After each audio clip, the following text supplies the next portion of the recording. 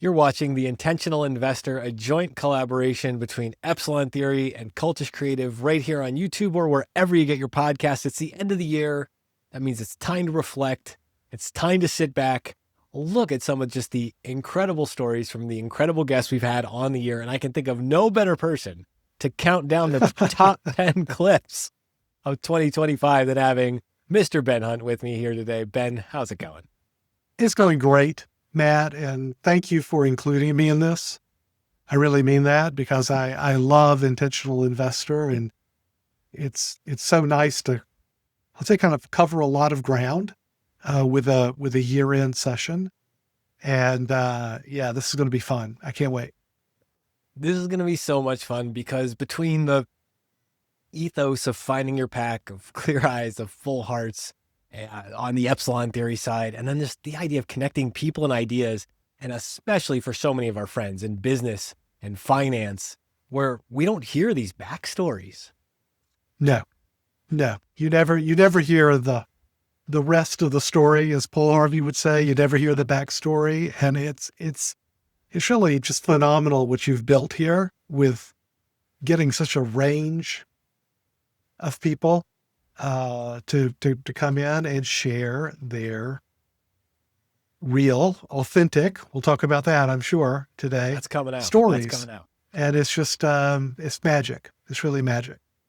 Okay, so we're diving straight into the deep end here. Clip number 10. This is Daryl Fairweather. So you might know her real estate stuff. She's wonderful. She went to MIT to be an engineer. And I think this part's crazy. Her dad hands her a copy of Freakonomics when she's getting onto the plane. And she realizes that mechanical engineer is not for her. And it's a crazy career shift to think about. She spent all this time in her life being guided in this direction, only to have it shift. I gotta let you hear it out of her mouth. Jack Forehand, roll some clips. When I got to college and I was around the other students and people were like identifying based on their majors, I knew that I wasn't. Like, I was hanging around mechanical engineers and I just wasn't like them. Like, they had been working on cars and they had done engineering projects and they were like so much more passionate about it than I was. And same with the people that were pursuing biology or a career in medicine. They just had this passion that I didn't have for those things. But then I found I found the thing that I could get passionate about once I started learning about economics. And that's when I got really dug in. I remember one of my professors at one point saying to the whole classroom that if this other professor at a different school chose to go to Stanford over Harvard, it meant that he cared more about his well-being, like living in a sunny place, than going to like the best institution, which is, it's like they're both great institutions. Like, I don't know how you could criticize that, but there definitely was this mindset that the people who are most successful did not have lives outside of economics, or at least economics, like publishing, being a top economist was the most important thing in their life. And they were willing to, give up choice over where they were going to live. There was a lot of people dating each other in economics. You got to kind of, it's very culty, actually. You have to adopt this mindset and this set of social rules to really succeed there. And I don't know. It just didn't seem worth it at a certain point. Or also, I didn't think that I could successfully abide by these rules consistently enough just because I'm not good at doing that. This difference, Ben, between being good at something and understanding something about yourself, I mean, Yeah. This one kicked my butt. What about you? Yeah, I loved this one. And in fact, Daryl wrote a great note with you, or you wrote a note about her thoughts and comments on the housing market, which we published on Epsilon Theory. I thought that was really good. So I love hearing Daryl talk. I love her work. It's funny. So I got a PhD, not in economics, but also in a social science and they call it government at Harvard, call it, political science everywhere else. So right up the street from MIT. And I was listening to this about the prestige element of MIT. I got to tell you, MIT has an extremely prestigious economics department. I don't know if you know that, but in that world of social sciences, that MIT department is pretty famous. I mean, it's on a par with Harvard or anyone else you want to mention. In fact, there's so many central bankers that are associated with that department. And what it is, though, and I liked this part of what Daryl was saying as well, it is culty, Yeah. right? She talks about that in your interview with her. It is culty. It is, a lot of intermingling. You're all kind of thrown together.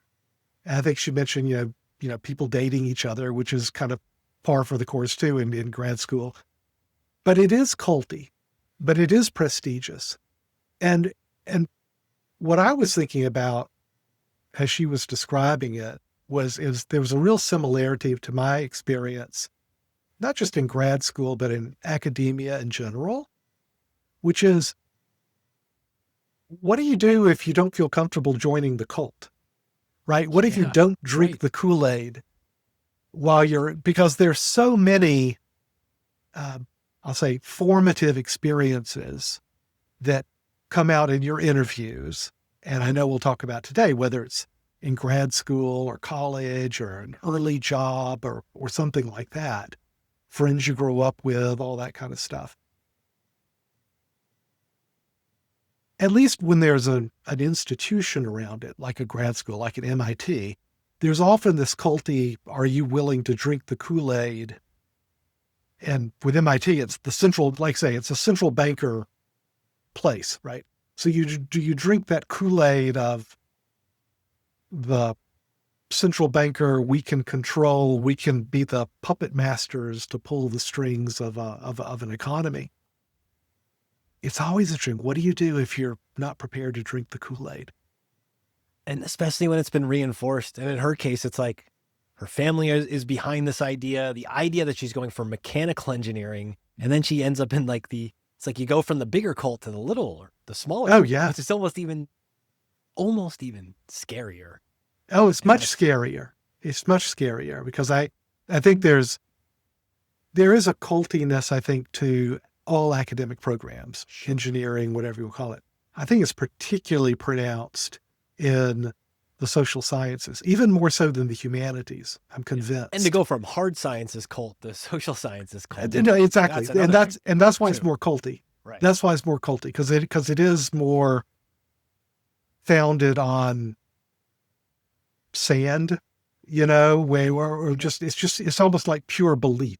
You have to commit to it. And what do you do if you're not willing to drink the Kool-Aid? Well, suffice it to say, she finishes that degree. She ends up at University of Chicago. She's doing amazing work now, but what a cool formative experience. And obviously, we're going to have a billion of these. Well, we're going to have 10 of these at least. All right, I'm jumping us to number 9. Her dear friend, Dave Nadig. Did you know the story about him? The traumatic head injury before? Had no idea. Had no idea. So number 1, Dave Nadig as Western Mass Doogie Howser, going to college in his teenage years, way, way early. Then being apparently a totally different person. This crazy story about how he met his wife and this traumatic brain injury. I mean, this is such the tip of the iceberg. Jack, let's roll the clip. In my case, I found plenty of people who were as much like me or more so. And I felt much more comfortable being with that crew of weirdos than I did the guys who were going to the football game on Sunday. So yeah, I found my little weird, nerdy subculture. And that became my D&D group and all the people I played games with and went to, science fiction conventions and all that jazz. And the overlap between those 3 groups, the newspaper, the sci-fi nerds, and the radio, was not a perfect Venn diagram, but pretty overlapping. So a bunch of friends of mine are like, we should go on a vacation. They booked this guy's trip to Turks and Caicos Islands, the Club Med down there called Turquoise. Excellent. As a guy's trip to help me break up with my girlfriend. That's literally the express purpose. So it's an intervention. It's an intervention is basically what it is. And it's a scuba diving trip. And so we go for 8 days or whatever. We have a great trip. And one of the people on our dive boat is now my wife, was the only woman on the boat, was the only solo person on the boat. Everybody else was like coupled up. I mean, I guess there were couples of people, but there was the only solo woman on the boat. And she was there with her sorority sisters, and none of them scuba dive. So it tells you a lot about my wife. She's like, well, screw it. I'm just going to bring all my gear. I'm going to go scuba diving by myself on my sorority trip as a young woman, which she did. And then in between then and when I actually have my first date with my wife in San Francisco, I have a terrible climbing fall and smash my head open.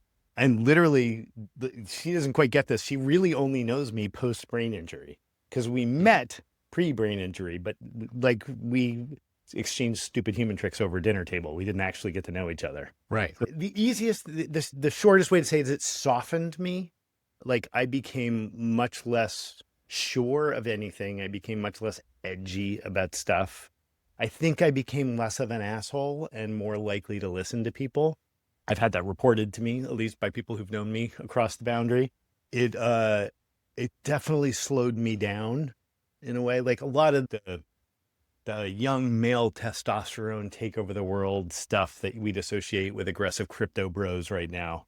Like I had all that running through me.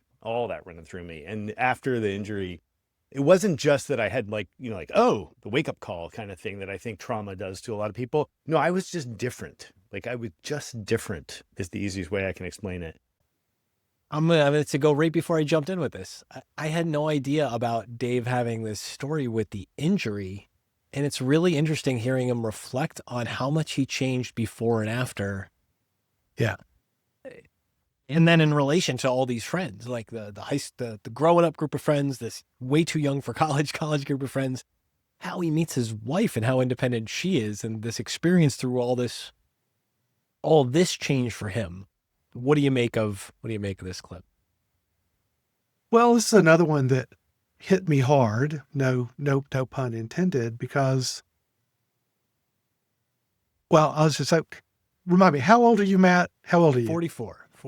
44. Okay. So I'm 61 now. And I was listening to Dave describe the injury, and then he called it, what do you call it? A softening. I'd almost call it like wisdom. Oh, sure. And I think that banging your head, not literally like Dave did, but more metaphorically, is often the way to achieve wisdom. So I thought about that because I've known people who I thought had found in a similar kind of wisdom that I think Dave has, which is, I'm going to call it Zen, right? I'm going to call it a softening. I thought his word there was really wise, really apt for wisdom, a certain kind of wisdom. But the other thing that really struck me is that, even if you don't have that sort of bam, you hit your head accident, where if you're lucky, you allow that to change you. And this is the reason I asked you how old you were. I'm finding that age hits all of us upside the head. Yeah. We often associate age with wisdom, which I never really got, even as I got older. But what I do get now is that age is like it's not acute injury like falling and hitting your head, but it is it's a hit. It's a hit. It's a slow motion hit. And I do find that I'm more forgiving, acceptant. I'm softer in the ways that Dave is describing it. And I think there's real wisdom here. Anyway, my point is that even if you don't hit your head, age will hit you upside the head.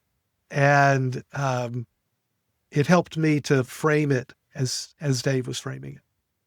Life is just such a full contact sport. like you're going to walk into walls. And I can look at this, and there was a great Just Press Record with Justin Castelli and Adam Bruderly. Adam walked out of one of the Twin Towers on 9/11. Yeah.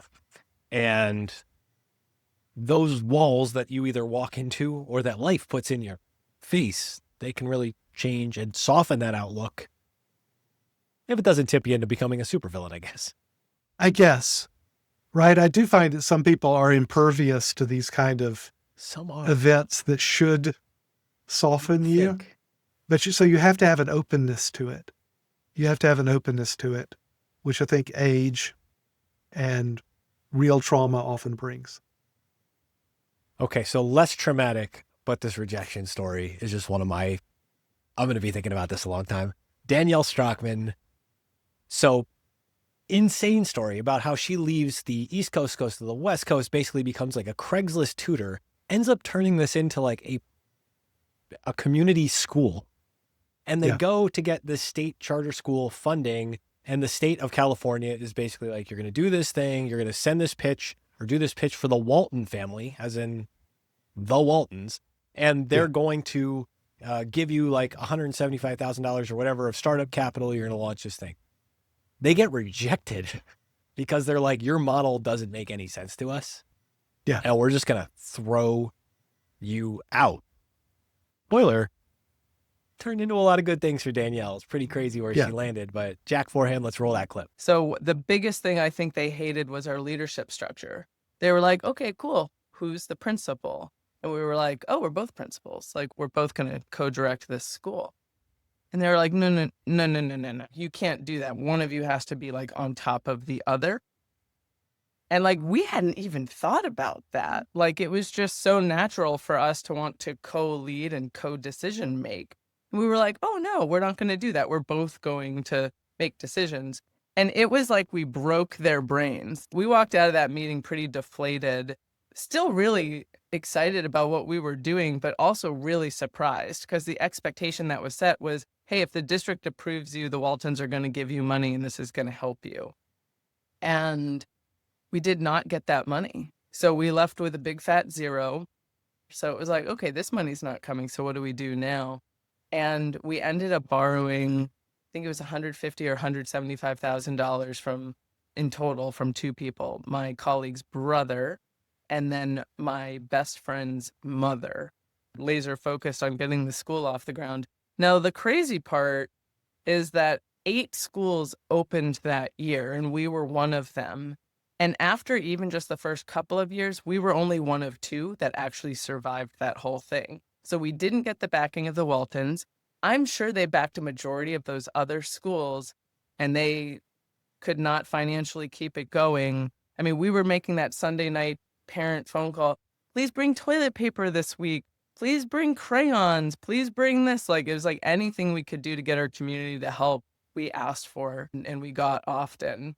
And then now fast forward with 1517, the venture fund that myself and Michael are running. I've told this Walton story and people are like, oh, you should pitch the Waltons about 1517. I'm like, that would be a really full story moment to get to pitch them again on the venture side. This hasn't happened yet, but it would be fascinating if it did. The stuff that Danielle says, not just in this story, but the rest of the interview is really, really interesting to me. Partly because she's totally unaware that she's now raising money for this charter school in the middle of financial crisis. Mm-hmm. They get 2 very brave individuals to basically back this charter school. Spoiler for the Walton family. It becomes one of like the only 2 schools of all the schools that got funded that year that are still in existence today. So the school is a grand slam. But then she ends up parlaying that rejection into how she ends up working on those Teal scholarships, the venture fund that she runs now. That rejection of being like, well, the stakes are real. Now we have to go solve that for ourselves. Huge pivotal moment in her life. So inspiring to hear. What's this one make you think of? Well, a couple of different things. The first is asking for money is a weird thing. Right? And I'm as they say, the serial entrepreneur. So my entire adult life, which is a lot of years now, I've been asking people for money. And I will say in my experience, that it doesn't bother me one little bit. I'm sorry that Danielle had to experience this at the outset, but asking an institution for money, especially asking an institution for nonprofit money, I don't give a fuck what they think. I really don't. Zero fucks given. They're the worst. They're the worst. And meaning that there is no doubt, I think is what Danielle said, that what she thinks dinged them was that she was going to have a co-director of the school. And there's going to be the two of them. Yeah, we'll make the decisions together. And they said, oh, well, that doesn't work. Now, that is actually a thing, right? You see this all the time when you're raising money for a fund. You say, you've got a co-portfolio manager. Well, that never works. So it is a thing, but it's never the thing. But what I find for these institutions, especially the nonprofits, it's pure box ticking. It's pure, we don't want to be embarrassed. It's pure silliness, which is why I say you just, no fucks given if an institution tells you that. Now, on the other side of the coin, it's also very difficult asking money from friends and family. Because there it's like infinite fucks given. I mean, because There's a weight. There's a real weight to saying yes to anything like enormous, this, let alone asking. enormous weight. The trick is finding people for whom you give a fuck. You care. You really care, but that it doesn't become a thing beyond the transaction that you're doing right there. And that's really hard to find. So, I feel like Danielle really did get lucky, right? Not so much with the Walton group because cares, right? I think she got really lucky with talking to the right people and then executing on the great vision and the idea she had with the people who did give her money. So it's just one of those stories that just made me feel so good that a good person got to the right place without going down some really bad paths you can take from either the institution or from the friends and family route. We geeked out a little bit about this behind the scenes with her too, where it's now at the venture fund, they're seeding teenagers in ideas. Yeah. They're seeding the most outlandish. It's like, we found this girl on the internet who's making these photorealistic masks and hand knitting them together. And some other data science person is like, the applications of what can be done here if we started to take what she's physically capable of doing and understand it better. Like there's businesses inside of these ideas. I feel like an experience like that, especially because she was coming as an outsider. She wasn't raising money and like had all the experience and whatever else. So it was like, well, now it's time to learn all these different lessons. And I love that she's turned around and she's putting that into the people she wants to back. Yeah, 100%. Ultimate manifestation of that skill set.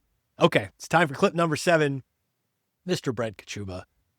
Not only is Brent the nicest guy, and I got to ask him about the meme of the moon shot that lives behind his head. It's always like a little bit behind him when I see him on podcasts. I thought it was some weird halo effect at first. So he tells a story in the interview. But the crazy part about Brent is it was just all of a sudden in the pandemic, he was all of a sudden everywhere. And I didn't know that the prior business fell apart. He finds himself in the pandemic. He's starting to write about gamma and dealer flows. And people are like, we would give you money for that. And his whole life changes just because he starts sharing this tiny piece of himself while the world's trying to end and this accidental stuff is going on. It's a really cool story how spot cam a game to be. Jack, roll the clip. And then you basically play this forward into COVID, and COVID hits, and the family office mainly runs real estate and a lot of golf courses, things like that. And they're like, we're like anything non-essential is done. So over that period of running that strategy, I had built all of these models, like dealer gamma models. Like I was only trading S&P index options through that entire period, both with that portfolio manager and by myself. And so it was like, I saw day in and day out exactly how this moved, big pockets of open interest, would control things, all these kinds of things. And there was these papers that started to come out from, there was a Deutsche Bank guy in about 2000, I think it was 16. And then Charlie McGilligan and Amura started to publish these gamma models or whatever. And he started to like put all these different things together. And so I had built these gamma models. I'm like, wow, this is really something. And, like that was like my last model that I was going to kind of present or whatever. And then this COVID thing hits and I'm like, I'm not sure what I'm supposed to do, because how do you interview for a job or look for a job when everyone's like wiping their groceries down in their, their driveway? Like, it's like this, like what is happening here? Like global pandemic. So, you just sort of sit there and you go, I'm not sure what I'm supposed to do. And I would chat on Twitter and stuff a little bit with people. And I had posted some of my internal models with gamma curves, and people are like, if you could give this to me every day, I would pay you. And I was like, all right, I'll try it out, whatever. And post a couple gamma models, and that was the start of Spot Gamma. And then it was like a week later, I post the models up and people start paying for them. It's like a little thing. I remember the big thing was like, I got enough subscribers to the site and I was just emailing out a newsletter on a daily basis. And it was like, I covered my car payment and I was like, oh, this is pretty cool, And we're talking about like these different gamma flows and stuff. And then the Market Huddle podcast. And back then, get remember, podcasts weren't all that popular. I mean, they were more popular, they weren't zero. Let's face it, Kevin Weir is a popular guy. Yeah. He's been on this podcast. Yeah. He's a popular guy. And Patrick Sresno, like, I mean, I owe them something. And, but back then they were, like kind of the only markets podcast. Like they had a lot of foresight. And so I do a whole breakdown of like what gamma curves are and all this whole breakdown. And that like totally launched the business. Like suddenly we had all sorts of like people were coming in and subscribing and stuff like that. I'm like, oh gosh, this is actually going to be like a legitimate thing. And that was mid-January of 2020. And so that happens and you get all of this like attention and something like, oh, okay, I can definitely make this work. Like the subscribers are coming in. So I never had, knock on wood, this moment of like real despair. Like number one, because my business was still doing okay. So it's like, I was never, like out on the street or anything like that. But the things just transitioned so fast. It was like, we never had a moment of sitting there thinking like, what am I going to do? This concept of you develop deep knowledge through your practice, and then it slowly is revealed to you why it's valuable. Every creative person loves to hear this. What do you think about this one? So there's this old line that I like to repeat. It was actually by Henry Kissinger, because Kissinger, of course, was an academic for a long time before he went into government. And the line, which I think is really smart, is that he said, so long as you're in academia, you're building your intellectual capital. Every day you're there, you're building your intellectual capital. And every day you're out of academia, every day you're in government, you're spending it. And I thought about that with Brent because he took an opportunity.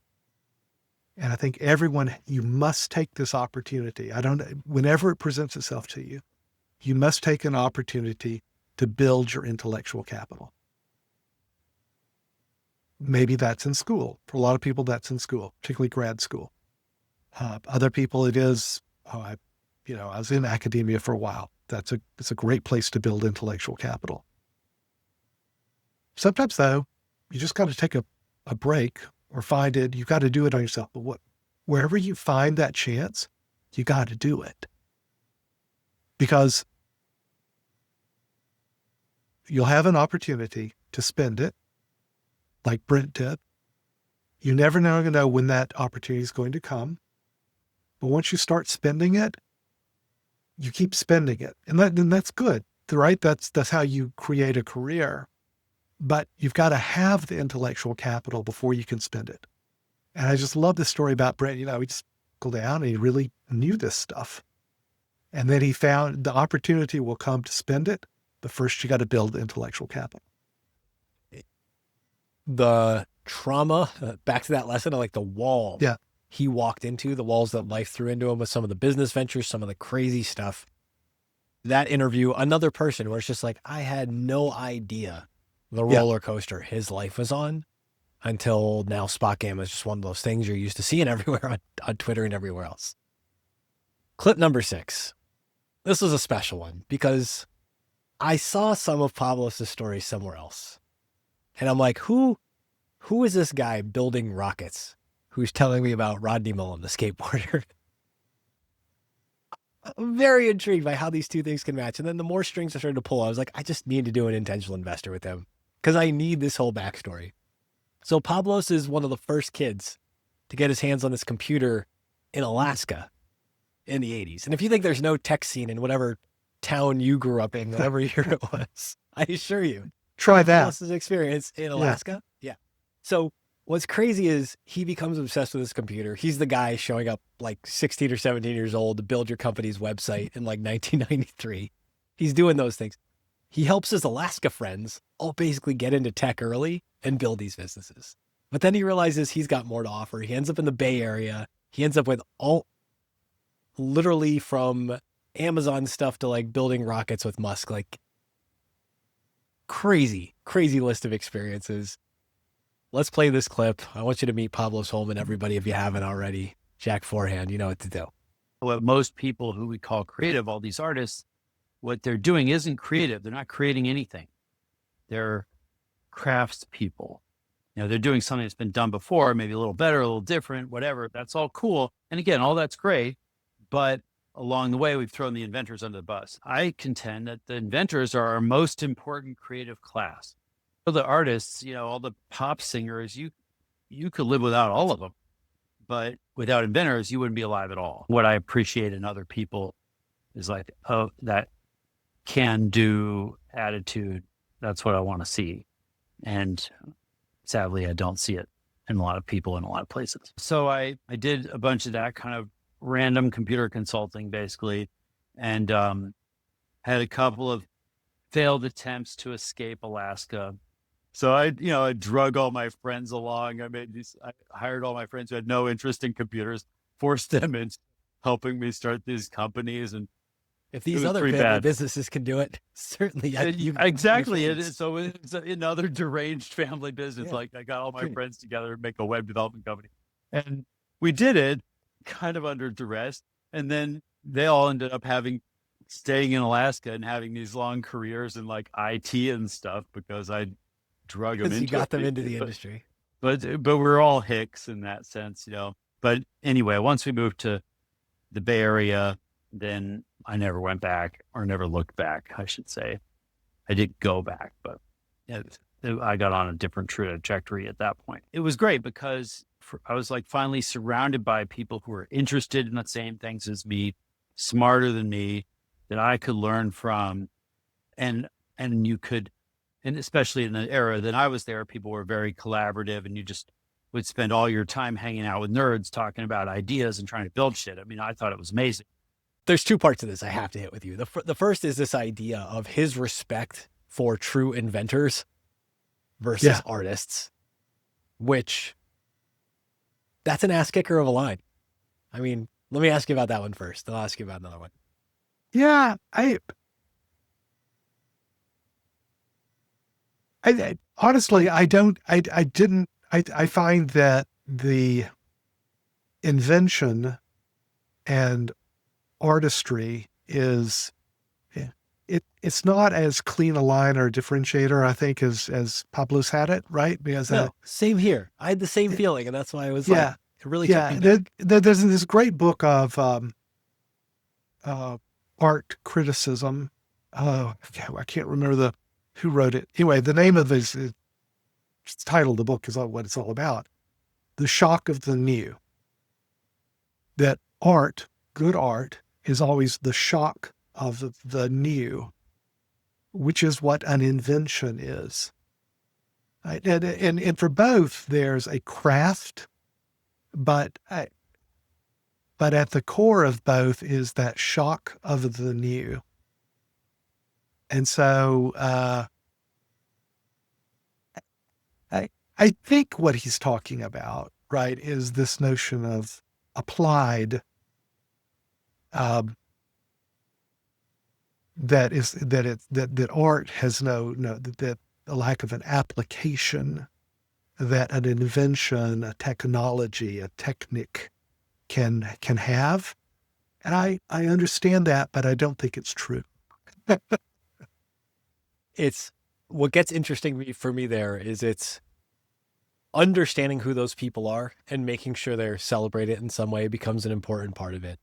But then, and we got a lot into the interview too, or a decent amount of back and forth on this, the idea of like Rodney Mullen inventing all the ways that people could do tricks with modern skateboards. And even Tony Hawk will tell you Rodney Mullen's the guy for all the groundwork routines and everything else that happens. Like there's all these moves that everybody else will now build on and follow that he had to do first. And making sure we celebrate the inventors as much as the artists is a really interesting, it's an interesting line. So the other thing I wanted to ask you about with Pablos was just dragging his friends into all of his big visions. Yeah, know I loved do that. this. Can you I relate to that? did like that. Yeah, but what struck me about that story, Matt, was, I think this was a quote when he went to San Francisco. He said, "I never looked back and I never went back." And I get that. I really do. I get that. And I think a lot of people who listen to this have had a similar experience. There's an author, his name's Thomas Wolfe. Not Tom Wolfe, but Thomas Wolfe. Thomas. So he wrote Look Homeward, Angel. This is most famous. But then he also wrote You Can't Go Home Again. And it's set in like 1929, before the Great Depression. It was published, I think, in the 40s after his death.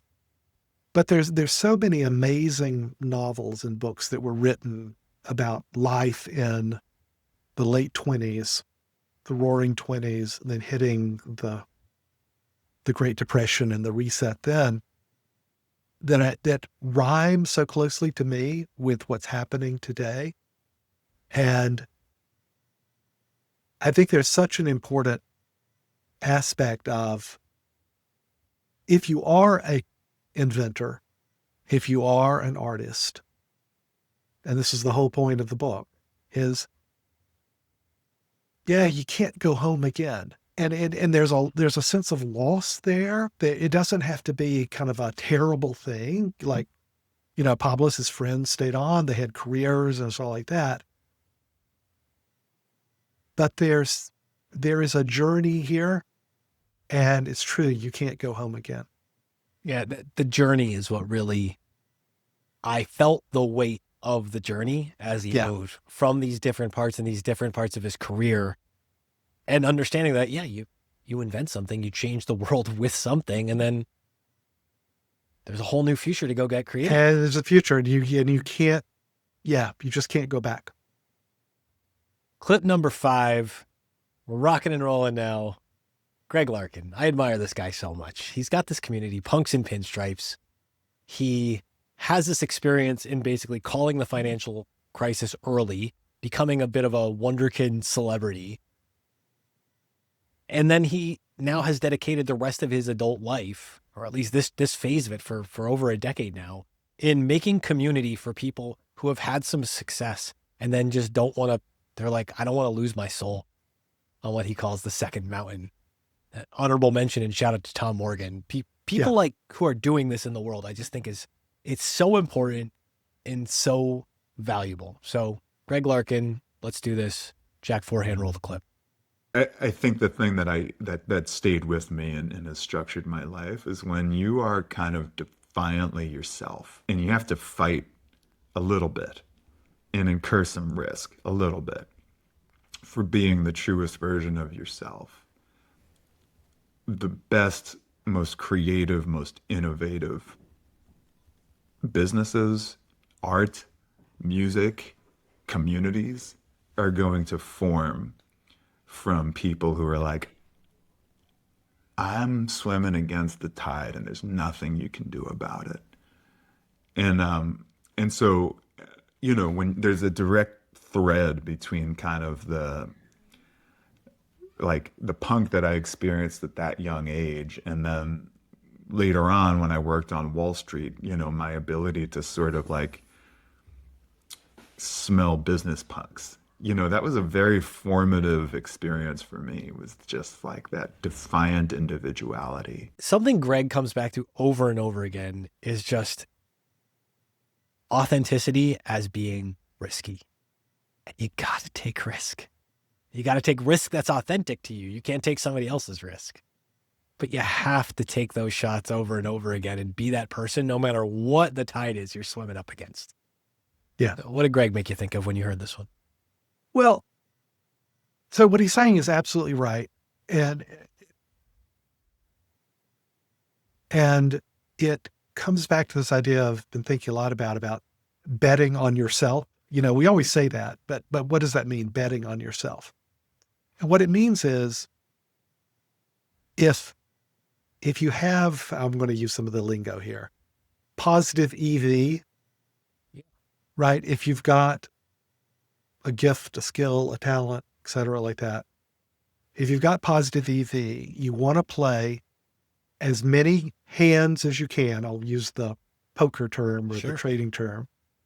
And you absolutely want, if you can play a good many hands, you want vol, right? You want a 20 vol if you've got positive EV and you're going to be playing a lot of hands. You want Give me the that vol. skew. Give me the outcome in my favor over enough Exactly. plays. Exactly. Totally. Right. And I liked Greg because he's a little in your face, that's part of his authenticity. But it's not a shtick, right? And that's the difference between authenticity and shtick. Right? If you've got to know what it is where you've got that positive EV, and then what are you going to do? You're going to wait for the next life? I mean, come on, let's go, man. Let's go. And it's embracing that authenticity, embracing what makes you special, and then just let's play a lot of hands. Some I'm going to lose just because of variance. And you know what? That's okay. Because what authenticity gives you, it gives you confidence. And then you get up and you just play another hand. I loved it. Absolutely loved it. For anybody who hasn't heard Greg's episode yet, go listen to the first story I asked him about, where he travels to Europe on this roadshow in 2007 or something. And the hedge fund manager basically says, "What's my trade?" asshole to him. And he has the first moment of his life where he's like, "I'm young, I'm inexperienced." And he just throws it out there and his boss talks him down. Pivotal moment in his life. Okay. Number 4, Eric Pachman, Data for the People, Eric's new site. Really, really cool. People should check that out too. But a detail about Eric that I did not know until we got into this conversation. So I'm thinking data analytics guy. He's got all this engineering and programming backgrounds, like all these other things. What I didn't realize is he's still making stuff with his group of friends from elementary school and younger, which is crazy to me.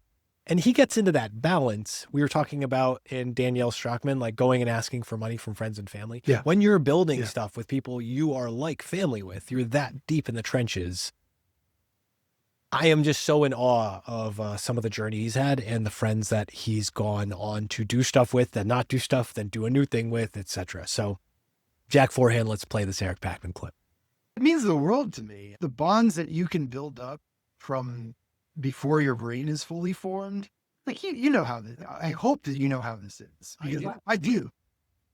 There are friends that I have who I grew up with, who I won't see them for 5 to 10 years, and then I'll see them, and it will be, exactly like that. You're right back there with them. There is a connection that we have where that it's impossible to replicate with someone that I'm meeting now, or someone that I was meeting in my 30s, or someone that you're meeting from a professional setting. I do have to say there are challenges too, right? And there's good and bad. Andrew is my best friend in the world. He's my brother. To bring the work element into it has been challenging for us to manage. because if I'm having a challenge, I would have called Andrew. And now, like, I can't call him anymore. And so sometimes, like, we joke about it, and I'll be like, call him, and he's like, hey, Eric. I'm like, no, this is friend Eric. This isn't work Eric. And he's like, oh, got it. And then we'll have our best friend conversation versus just the normal assumption with building a business, which is a very hard business to build, which is ETF business. Tell me what you think. I'm thinking of what you said a few minutes ago about the Danielle Strachman thing and asking family for money. And just anytime you work on something with, like, I played in a million bands. I have businesses with people. Yeah. We do things together where it's like, I'm going to talk to other members of your family about stuff. It's hard. It's hard. Eric's done it. It's impressive. It is impressive. I can't do it. Right. So by can't, what do I mean by it? I mean, I'm never going to start a company or do work with my wife. I'm just not. It's not our relationship. We have very different energies.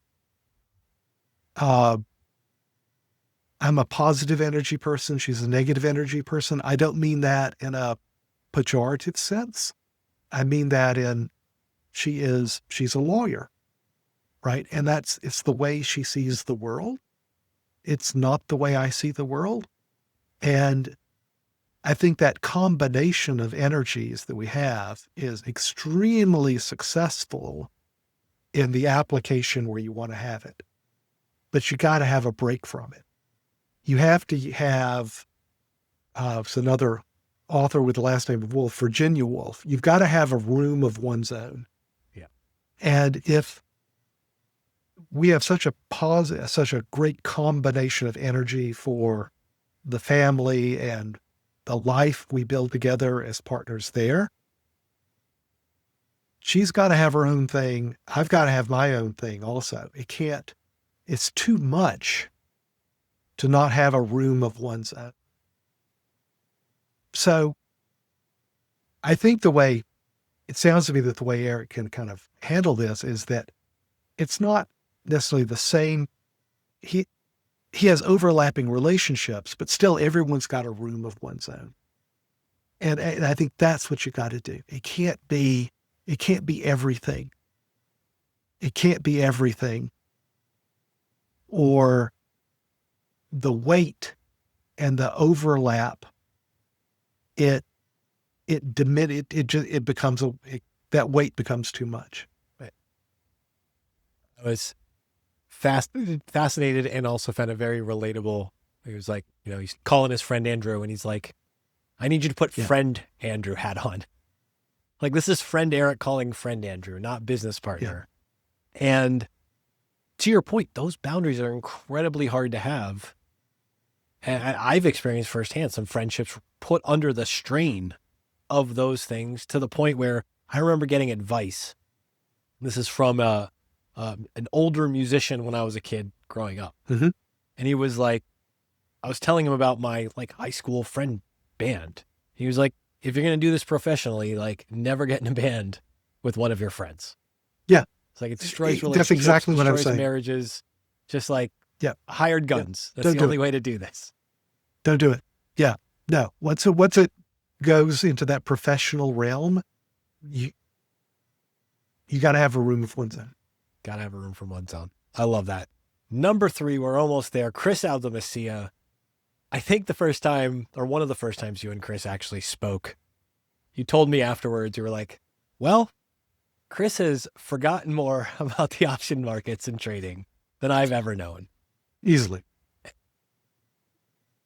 Kris, kind of like Brent, is one of these guys who starts testing things out online.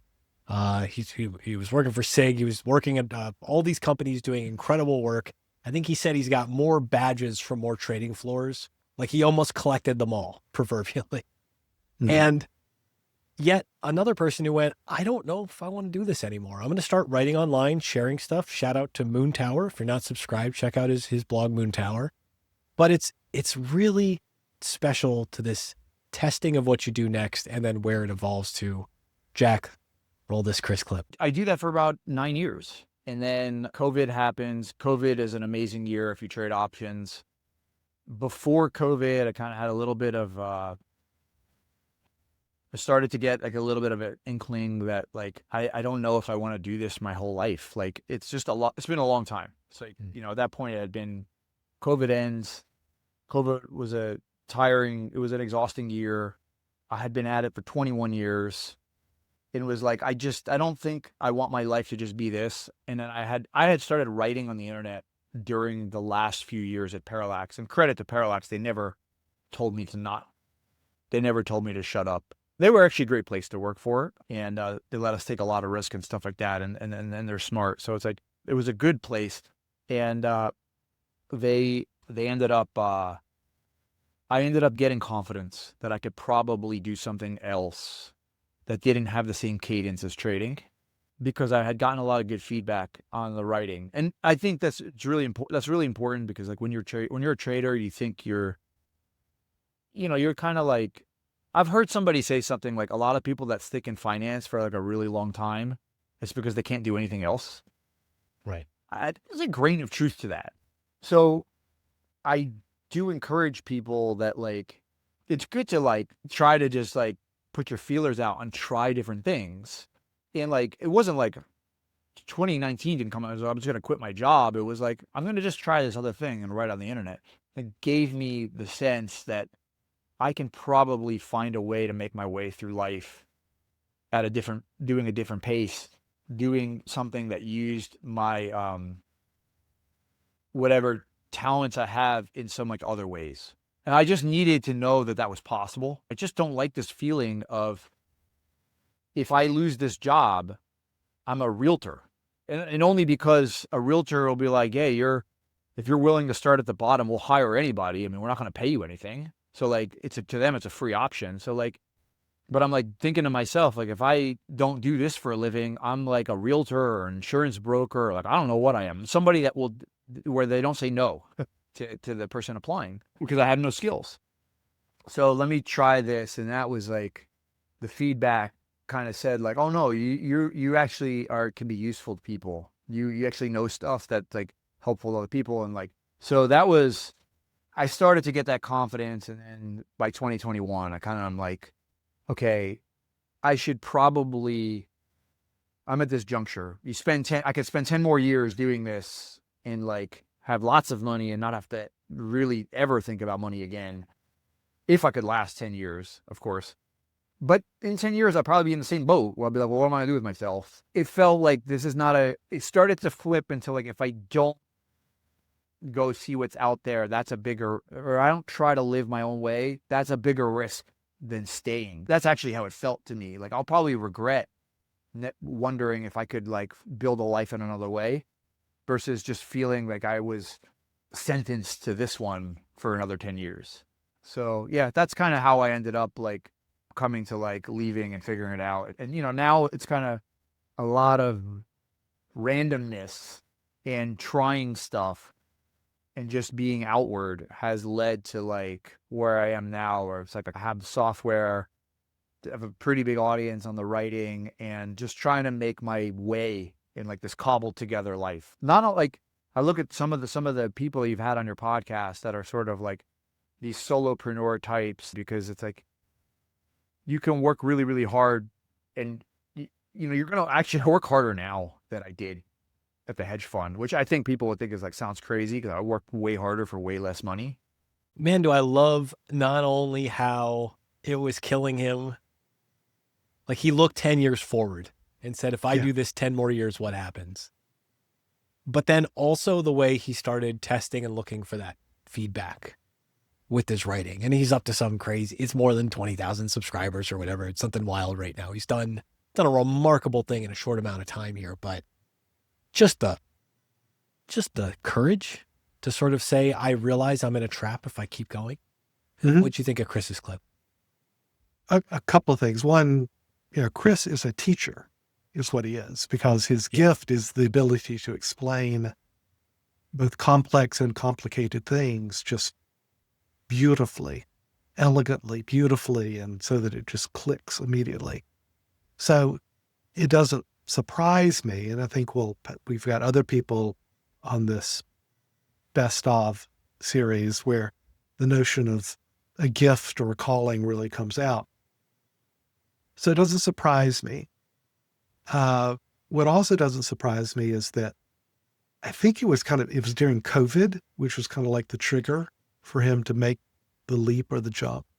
And I do find that it often is an event or a triggering hitting your head, like Dave Nadig, right? I know, over and over again, that metaphor. You get the punch in the nose from life, whether it's slow motion, like getting old, whether it's COVID, whether it's literally knocking your head open like Dave did.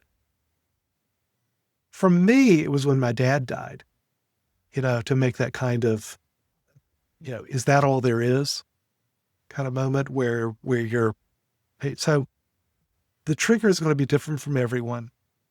But what I often find that when people make that sort of shift, there is that sort of pop that makes you step back and say, is that all there is?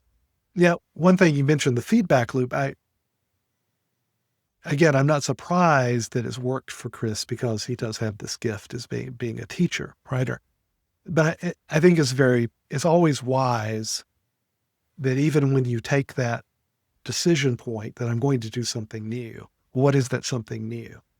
And getting the feedback is important because people don't like to think about this, but often the answer to a prayer is no.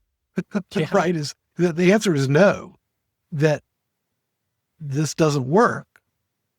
And so you don't always have the ability to get the feedback. Sometimes it is taking a leap of faith, a true leap of faith. It's often nice if you can take a step of faith. And I think that's what Kris did. And I just love him for it. Yeah. I love the idea of a step of faith. I love the idea. And this is a recurrent theme in this. And I relate to this aspect as well in my 30s, literally going to a therapist and talking to the therapist about how, she asking me, well, who are you talking to about these things? You're all stressed with work and life and all this stuff. Like, who are you talking about? I was like, I am paying you good money to be the person I'm talking to about this. And she was like, that's not the way that this works. You got to go start talking to other people. And to your point, like steps of faith. Reconnect with some people. You have friends, you have people you talk about. You're just not acting like a friend right now. Go be a friend with them again and see what happens. And that starts to invite you out as you start to let that surface area go. And I'll say this about Kris, and I connect it very clearly to this life point that I'm sharing about myself, is that I will tell Kris, I'm like, I am so far underwater when you're explaining some of this options math stuff. And I love when you explain it to me and I'm like, some of that snuck in and it clicked. But I love hearing all the other stuff that he puts into those lessons too around it. There's like, this is what's going on here, but here's what we're doing with our family. Here's what we're doing here. Here's the life stuff. And there's a really incredible gift that he has for communicating all of it. We're up to number 2. Now with this one's for the moms. I say this is specifically for the moms because Corey Hoffstein, his mom, told him to go to the right college and he did not listen and then later found out it was the right college. But his mom said Cornell. His teacher told him it was a mistake. This is why you listen to your mother, kids. But kind of like the Daryl Fairweather thing again, it's prestige being a poor substitute for finding your people. So there's a lot to unpack in this one. Jack forehand, let's roll this clip. And I decided to apply to the Rochester Institute of Technology because I was very focused.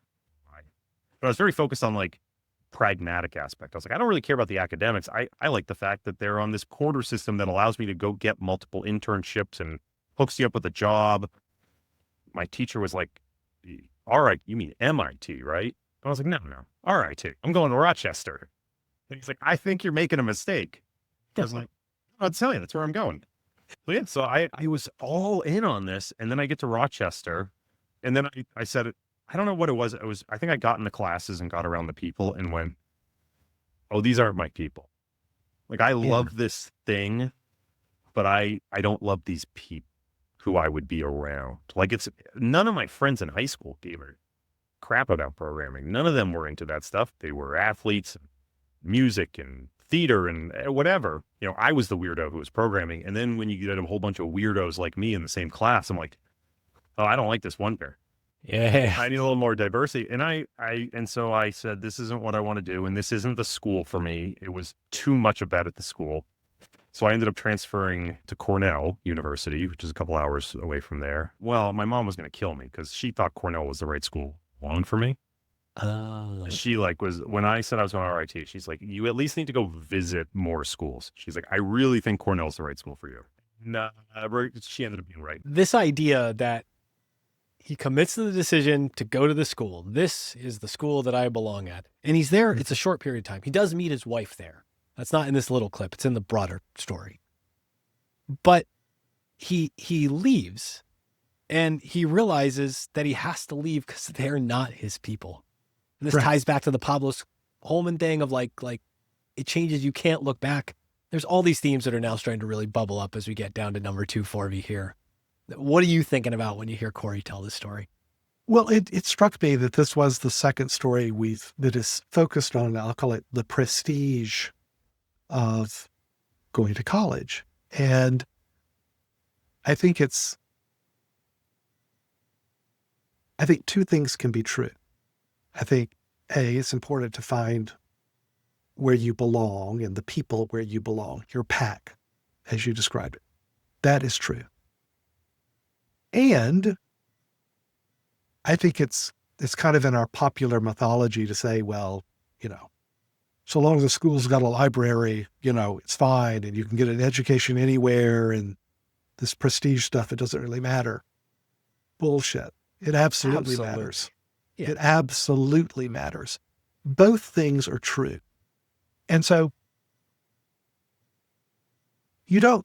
what I think is crucial as you're finding your way in this world is to accomplish both. I do think I would give primacy to finding your pack. But it is a but. It's not an and, it's a but. But you also must give some priority to getting your all I mean by prestige is you have to have your passport stamped. You need a visa.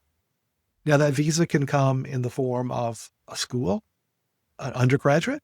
It can come in the form of graduate school. It can come in the form of a job you have. Right? Went to work for Goldman Sachs or whatever the usual names of the prestige jobs where you're getting your passport stamp. It's like building your intellectual capital. That would be the third in my book. Build your intellectual capital, find your pack, and find some place to get your passport stamp so that for the rest of your life, you have that passport to go do pretty much, it opens up these worlds to you. It's all important. I was here. I did this. Here's proof. And now it's Here's proof. And nobody cares beyond it's the validation showing of the proof. It's the badge. Exactly. Here it is. Exactly. What they care about is, do you have intellectual capital? Right. Right? That what do you bring to the party? You bring your intellectual capital. So you've got to find a place and a time to build intellectual capital. You've got to have a visa on your passport. Yes, I did it. Here's my accreditation. And you've got to find your pack. You've got to find the friends who are there, not for instrumental reasons, not for what you can give them, but for you. For you. And you've got to give them the same. You've got to be there for them. Anyway, do those three things. You'll be fine. I just love this story from Corey because he found it. He found it. The Howard Marks quote that I always steal and use is shared values, complementary skills. And that's Very the nice. pack has to have those things. You need the shared values, you need the complementary skills. His story reinforces this so many times over. Yeah. The incredible, the business where he's basically consulting and they're committing research fraud effectively in the marketing materials. He's got nothing to do with the research fraud. Right. But they're taking models he built and then running with this. the lawyer that his dad sort of like inadvertently, indirectly introduces him to, who becomes a business partner who helps shepherd him through this process. If you have those shared values and complementary skills and you are laser focused on having the right people in your pack, not for instrumental purposes, as you just so eloquently put it, but because they're going to help you directionally in where you're going. Yep. All It's right, everything. It is everything. And that almost sets up too perfectly for number one here. Not just because you and him just had a fantastic conversation, although if you have not heard this, you want to go find this on Excess Returns, it's Adam Butler. And in particular, the architecture of Adam's journey, which is also full of twists that I had no idea that like him and his wife get off the bus on their honeymoon and meet like the investor who ends up launching his career effectively, all these little twists. But this clip starts with a stolen book, starts with a Dungeons and Dragons game, starts with that friend circle, a teacher, a French teacher. He's not even good at French, and a French teacher basically changes the course of his entire life. Jack Forehand, play our number one Adam Butler clip. There was a guy who came to my school in grade 6 who loaned me his version of The Hobbit, which I then stole from him, like a really old version with like a gold cover on it. I never gave it back to him in the end. I still have it on my shelf. And he organized like a basic Dungeons and Dragons game with 3 or 4 of us. And I really enjoyed it. He ended up moving on, but then there was another guy who moved to St. John's and I befriended in grade 7 who was really into it and ended up driving the game most of the way through high school. I had a close friend group at the time and we all kind of coalesced around it, but the 2 kind of core friends that I started with in kindergarten, and in some cases actually a little bit before because we were family friends. Yeah, still close friends to this day. Very That's grateful too for that. I know like a lot of people actually don't have that, which, and you don't make the same kinds of friends, I find, as adults as you do when you're kids. Like you just do a bunch of goofy shit when you're kids and you kind of learn to forgive each other and enjoy each other's foibles. And you don't have that same permission, I think, to be silly and make mistakes as adults. So if you've got these kids, these friends that you made when you were very young, I think that's actually a real gift that's underappreciated. I had a French teacher. I wasn't particularly gifted in French, but I had a French teacher who took a liking to me and suggested that I start looking around at potential scholarships to schools in Ontario and Quebec. And so I ran that back through my mom and dad. They were both supportive. And we reached out. And when the schools were touring Newfoundland, I set up meetings and they encouraged me to get tested, which I did. And I ended up getting a nice scholarship to 3 schools. The private school thing was like my first month or so was really rough. I got kicked around. My roommate had this friend who was a total psychopath and used to come in and beat me with like ski poles. And eventually I got fed up with it and just stopped spending time there and got a group of buddies at one of the other residences. And we collectively just decided that wasn't going to happen anymore. But yeah, it was a rough transition. So I'd say that was much harder than the academic transition. Like the academic jump was meaningful, but I enjoyed that challenge and I was up to it. So once I kind of got to know the other new kids, everything settled. And I had an absolutely phenomenal year, one of the absolute best years of my life. It's just never one thing, right? It's always a mix of all the people who showed up. And I can't help but think here, it's like his friends or his fellow hobbits, like the French teachers again. No, like I want to create this for him. I think I'd send it to him. But what did Adam make you think of in this one? Did you have a mentor in your professional career? Yes, but I have a thorny relationship with that word because I think I had a lot of things that presented themselves as mentors and then turned out, I don't want to say anti-mentor. That seems like ungrateful or No. This is where I wanted to go with this. Yeah. But I had not a lot. I had several of those of people who started off as professing that. And I had to slowly realize to trust my gut and trust myself and realize, no, they misused that term. So I'm very sensitive to this word, and I'm very sensitive to mentorship programs and things like that. For all these reasons. I think that's really fair. So as an undergraduate, I very much did.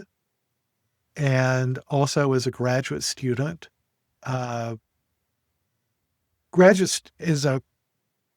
there's a shared dynamic at being a student that I think lends itself to mentoring. It gets maybe a little more complicated as a graduate student as the age distance narrows. And then it gets really different, I find, once you enter a competitive working world. Because my experience there was that mentorships came with strings attached, and that there were limits to the mentorship, limits defined by the competitive nature of a working world. And I don't know if that is kind of where it described it changed for you. 1000%. And I can think of mentor adjacent things from school, growing up, where the strings aren't attached. But as soon as the strings are attached, and because I felt like such a foreigner on my professional journey for so many years, it took a while till I could see the strings. Yeah.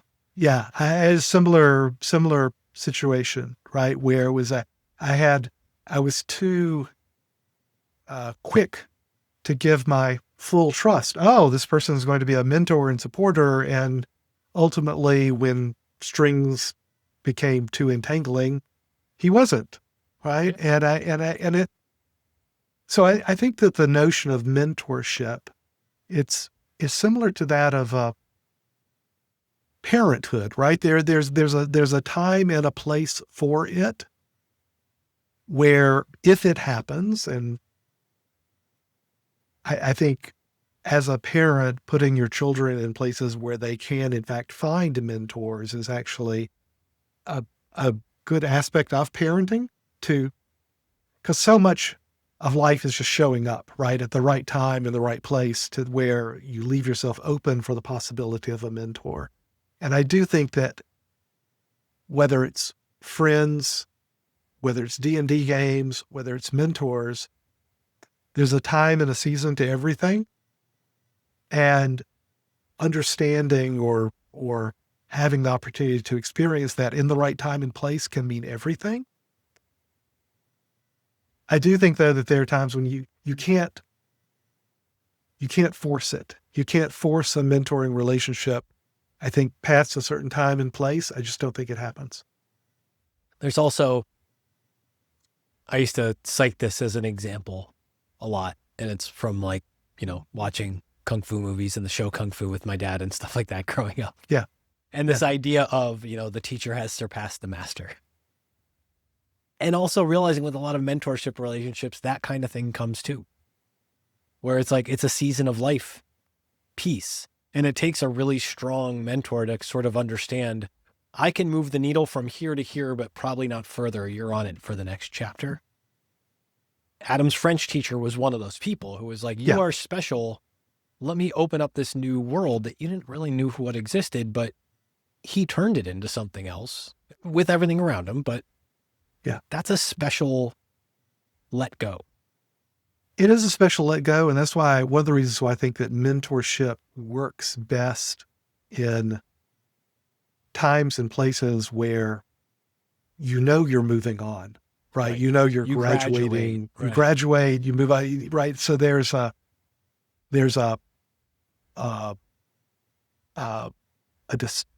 distinctiveness to it. There's an edge to it that I think helps everyone. All right, Ben, I had to do this to you, but wait, there's more.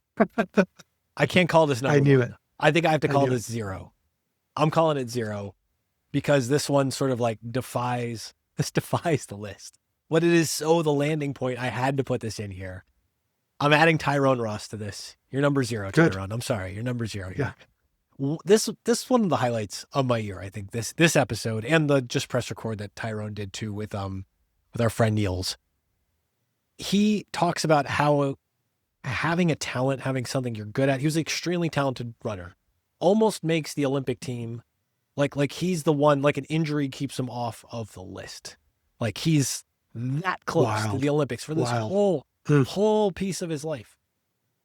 And he has to totally remake his life after you age out of the Olympics. Like you can't get up and do that again. And he shared this thing with me about what your talent is and why your gift is something else. Last year it was this breadcrumbs theory thing that I heard. This year I feel like it's this talent and gift and then how we talk to it about people. Mentorship and everything applies. Jack Forehand, roll this Tyrone clip. I think everyone has it like this, but I think for me, and we always joke about it in my family, it's like, I think the fact that I had a praying mama, God always sent someone to fill the gaps where my parents couldn't, right? Like I couldn't buy my first pair of track spikes. Marty Holler bought them, right? It's like there was always someone to kind of fill in the gaps, no matter where I was in my life. He's like a second father. He's been a mentor. He's been a dad. A lot of what I have in my life now, I owe to him. I love him to life. But yeah, ended up being my track coach and ended up being really close with the family. And yes, he did a lot of hollering. He hollered at me a lot. It kept me on the right path. And again, a lot of what's present in my life now is thanks to him, including the name of my company, 401 Financial. So that's, it's an ode to him. I think, and I say this all the time now, what I learned very early is your talent is so different from your gift, and people get those things confused. And when I discovered I had a talent to run, it was a very hard thing to embrace. Your gift is even harder, which I found out later in life. I wasn't born to run. God just gave me a gift to do other things, but he also gave me a talent to run. And it was almost as if it was a gift from him for sure, but I had a talent to run. It wasn't my gift, but the talent helped me discover my gift, right? So those things kind of go together. So the talent is something you're good at. Your gift is what you're meant to do. I agree with it. I feel it. I see a million examples of it. And Tyrone is just such an interesting conveyor of a story like this. What'd you think about hearing clip number 0? Yeah. So Tyrone's a teacher also, right? Oh, Which is, I mean, he has an enormous gift for this. And I think what he's experienced personally and what he does such a great job of relating and why he's so relatable. I've made all these references in this. So it's a great poem, an ode to an athlete dying young. Because, an athlete dies twice is the point, right? That when you do have an athletic, we call it a talent, but it's also a gift of sorts, right? It's a gift of sorts. It doesn't mean that there's not hard work associated with Tyrone becoming as good as he was. There was a ton of hard work associated with it, but it was also a gift of sorts. But it's a gift with a clock attached to it. Right, as you say, he aged out at a really early age. It runs out before, like you got life on the other side of that clock running out, which is a whole other existential bend that you don't get. Exactly. Hence the, an ode to an athlete dying young, right? Because an athlete dies twice. And so what I think Tyrone, again, Tyrone's got a lot of gifts, but one of them is the ability to recognize that he had this talent, running fast, but that wasn't his calling. Right? So that's kind of the way I'm thinking of it these days. There is a gift, but to recognize the gift, you have to hear the call. You have to hear the call, and I think Tyrone heard it. Tyrone heard it, and I'm trying to listen. Again, as part of this, you have to put yourself in a position. You have to leave yourself open. You have to have that softness, as Dave Nadig was saying, to hear what the world, the universe, everything is telling you. If you listen, if you're just calm, if there's a stillness and you can listen, you'll hear the call. May not come right at once. You can't force it. It's been another theme here. You can't force it, but it'll come. And when you hear the call, you have to answer the call. There's something remarkable too about how your people help you know that that's the actual call. He's got a story in the bigger interview about it's at a track meet and he's just motivating the guys then they're about to run and like being like, what is this coming out of me? It's like an orator. Like, why is everybody now, why do people still remember that moment of me hyping them up? And then there's another moment he shares about teaching this class. And he had done this financial literacy education program for these, I want to say, high school students. And then the school brings them back and they're like, the kids all went home and told their parents and now their parents want to hear this. And he's in this auditorium and it's all these parents. And he's looking at them and he's like, I'm talking to my parents. Like, this is breaking my heart open looking at this room because, again, what is this orator thing coming out of me as I'm realizing who this audience is in front of me? And then I can be the vessel to get this across. There's such a powerful communal angle to this. Vessel's the word. Yeah. Vessel is the word, because when the calling strikes, what you will find is that the words flow through you. You don't know where they're coming from. You literally don't know where they're coming from. This happens with me with writing. I'll wake up in the morning and the words will be there. It's like my mind went out in the night and went into a room and picked a book off the shelf and brought it back, right? The words will flow through you. And it requires yourself to leave yourself open to hear it, to experience it. But if you do, can't force it, give yourself that opportunity, the words will flow through you. And Tyrone, describes it more beautifully than anyone. So that's it. That's top 10 plus a bonus. Plus a bonus. Ben, any big reflections for you coming into the end of 2025 here? Yeah, thankfulness. Thankfulness to you, Matt, for likewise, sir, for doing this. This isn't this isn't our day job. We're not making money, but it is a calling. Anyway, you have a calling, Matt, and what you're doing here, as your friend, part of your pack, let me tell you, it makes a difference. You're doing good.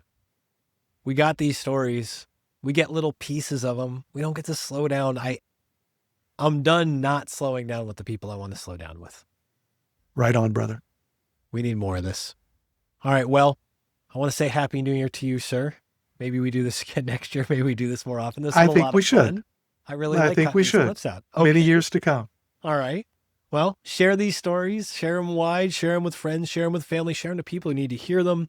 Part of the inception of the show is getting these stories and going, wow, I wish I heard that when I was 30 or 20 or 15 in some of these cases. So if you like one of these clips, find the source material episode. It's all on Epsilon Theory YouTube.